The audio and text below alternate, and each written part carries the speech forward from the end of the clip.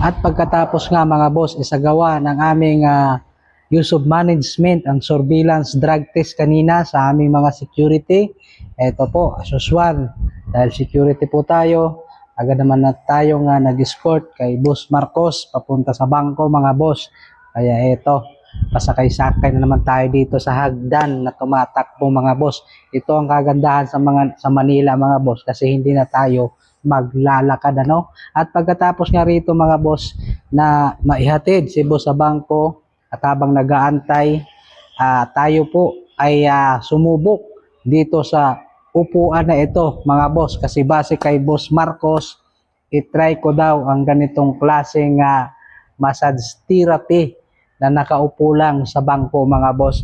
At ako nagpapasalamat sa akin boss Marcos, maraming salamat sa iyong sponsor sa pagbayad dito sa massage na upuan na ito ano. Kasi sa tanang buhay ko mga boss, napapanood ko lang ito ngayon mga boss, na-experience ko na. At dito medyo nga kinakabahan ako mga boss kasi nung umupo ako dyan maya-maya gumalaw na nga po yung dito banda sa aking likuran, sa upo, sa puwit ko, sa uluhan, lahat, paa, kamay. Napakasarap mga boss sa feeling yung ganitong klase massage therapy mga boss ano. Ay ano, si Boss Marcos muna yung atin na taga-video ngayon.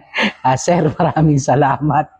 At yun nga, na-experience ko yung ganito. At habang nakaramdam ako dito mga boss ng pag-antok, kung mapansin nyo dyan, naka-idlip na ako. At syempre mga boss, back to normal tayo pagkatapos ng lakad, merienda tayo. Dahil sa oras na ito mga boss ay alas 4 na po ng hapon. Kaya tara na mga boss, merienda tayo. At kung nandito ka pa sa part ng video na ito, maraming salamat boss at iyong itinapos itong ating video sa ngayon. So paano mga boss? See you next vlog. I love you all. Mwah, mwah. Chop chop. Bye bye.